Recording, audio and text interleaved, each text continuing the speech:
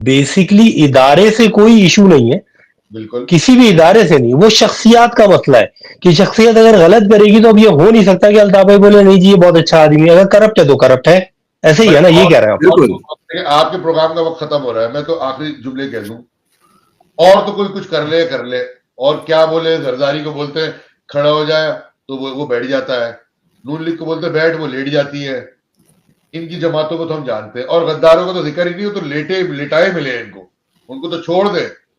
نہ اس شہر میں کوئی ایگزسٹنس چل سکتی ہے, ایک ہی صف میں, ایک ہی شہر میں, ایک صف کے اندر آپ, میں وہ کہتے ہیں نا کہ محمود و ایاز کا مسئلہ نہیں ہے, یہ حسینیت یزیدیت کا مسئلہ ہے.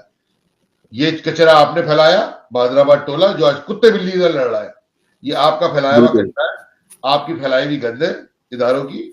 اس گند کو خود صاف کریں, اس گند کو آپ, میں آخری جملہ کہہ رہا ہوں کہ ہم نے جو الطاف بھائی کا مطالبہ پھر وہی ہے, اپنی آئینی دائرہ کار میں آپ کام کریں, ہمیں کرنے دیں, بالکل ایسے ہم کو ترقی پہنچائیں گے. اور نہ صاحب نہ ہم حقیقی ہیں کہ ہمیں کسی کی ٹرک میں بیٹھ کے آنا ہے, نہ ہم پی ایس پی ہیں کہ ہمیں پروٹوکول میں لایا جائے اور پریس کانفرنسیں کری جائیں, نہ ہم بہادر آباد ٹولہ ہے کہ مغبریہ کر کے لوگوں کو اٹھوا کے ان کی وفاداری تبدیل کیا ہے.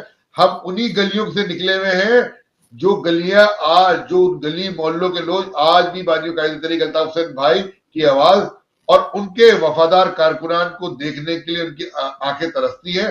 ہم اپنے واپس جانا چاہتے ہیں, آپ صرف ہمیں روکے نہیں, ہمیں آپ کی ٹرک میں بیٹھ کے نہیں آنا ان گلیوں میں, آپ وہاں پر آپ نیوٹرل ہو جائیں, آپ وہاں پہ اپنا آئینی دائرہ کار میں اپنا کردار ادا کریں, اپنی گلی محلوں میں خود ہی پہنچ چلے آئیں گے, اپنے دفاتر بھی خود لے لیں گے. اور ہم نے دفاتروں کی ضرورت نہیں ہے, ایم کیو ایم کراچی سندھ کے شہری عوام کا دل اور دماغ ان کے دفاتر ہیں. یہی درخواست میں نے کی ہے. بالکل ایسے ہی ہے.